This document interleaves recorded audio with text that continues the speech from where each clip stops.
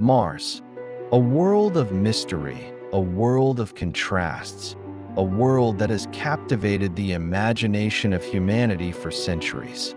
It's a place that, for so long, seemed distant, untouchable, a barren, desolate planet, almost as if nature herself had left it behind. And yet, it holds a tantalizing possibility. Could we, as a species, one day transform this arid desert into a thriving world? Could we make Mars more like Earth, our second home, a new frontier for humanity? This is the dream of terraforming, the idea of altering a planet's environment to make it hospitable for life. But what would it take to turn Mars, with its dry landscapes, freezing temperatures, and thin atmosphere, into a living, breathing world?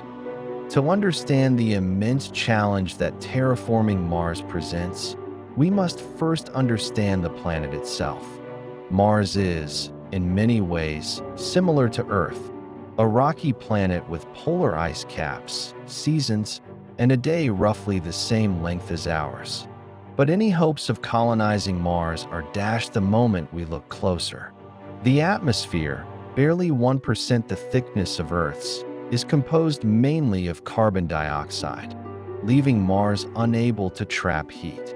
Without a thick atmosphere to shield the surface from the sun's harsh radiation, temperatures on Mars plunge to bone-chilling lows, averaging about -80 degrees Fahrenheit, with some regions dropping as low as -195 degrees.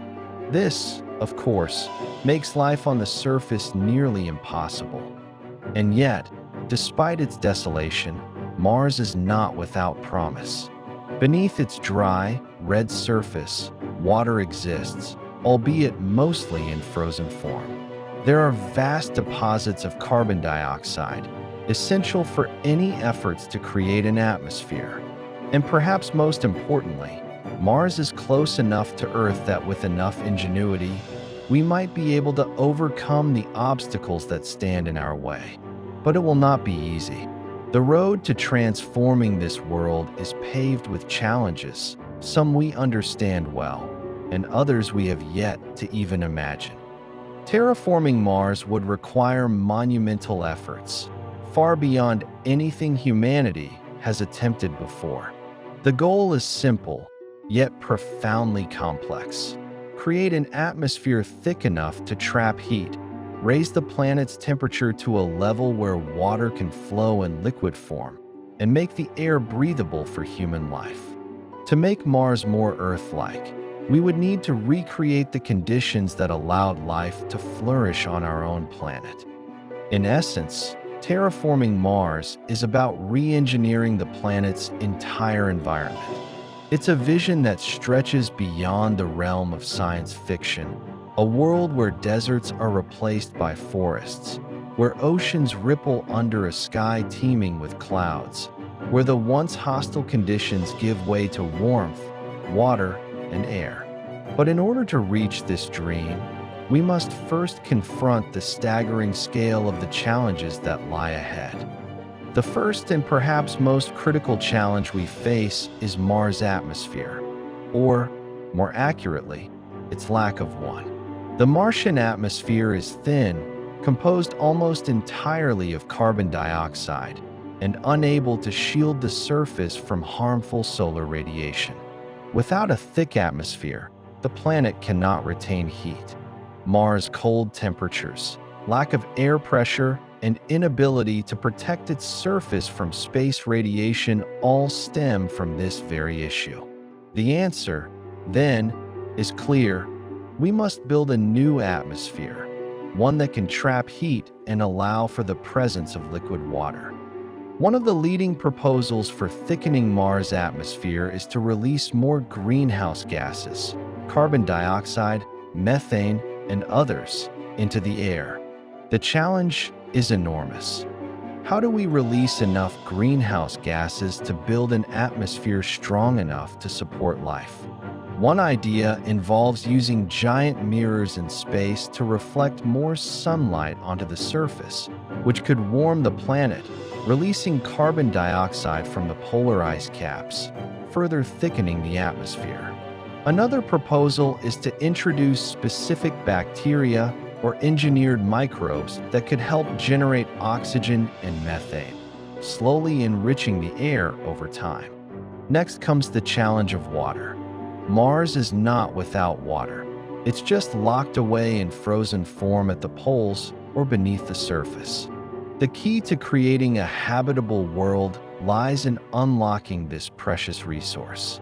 We need to melt the ice caps and release the water trapped within Mars' crust. But the process is not simple. We would need to warm the planet significantly to release enough liquid water, and we must also ensure that the atmosphere is thick enough to prevent the water from evaporating back into space.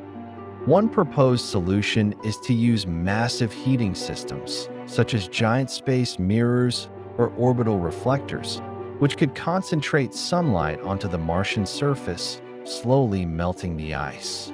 Another idea is to release greenhouse gases to increase the planet's overall temperature. As the polar ice caps begin to melt, Mars would slowly become a planet with rivers and lakes. Water, once locked away, would be freed, allowing for the possibility of an Earth-like water cycle. Perhaps the most insidious challenge is radiation.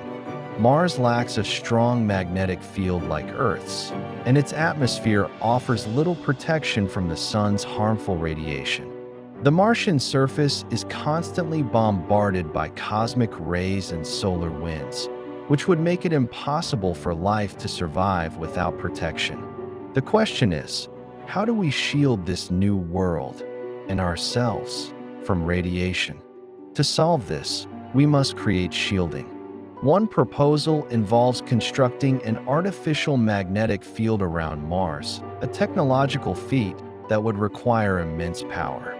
Another solution is to build underground habitats where the Martian soil itself would act as a natural radiation shield. Alternatively, we could develop thick, protective domes where human settlers could live in safety, while Mars continues its slow transformation. Despite the monumental challenges, the rewards of terraforming Mars are extraordinary.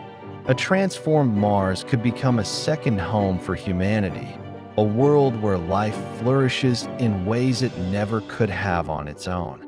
It could open new doors for exploration, scientific discovery, and perhaps even new forms of life. Terraforming Mars may not only allow us to save humanity from future existential threats, but also provide an opportunity to push the boundaries of human knowledge, creativity, and ambition. But as we reach for the stars, we must also consider the ethical ramifications of our actions. Is it right to change a planet's natural state, to interfere with a world that has evolved without us? Do we have the right to reshape Mars to suit our needs, or could there be consequences we haven't yet foreseen? Is there life on Mars, even in microscopic forms, that could be destroyed by our efforts?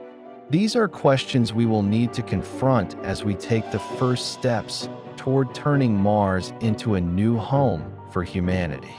Terraforming Mars is not just a scientific and technological challenge. It's a vision of humanity's future.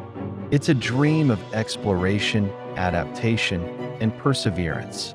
As we stand on the brink of this extraordinary journey, we are reminded of the power of human ingenuity, the beauty of our collective ambition, and the responsibility we must bear as stewards of our own planet, and perhaps one day, others.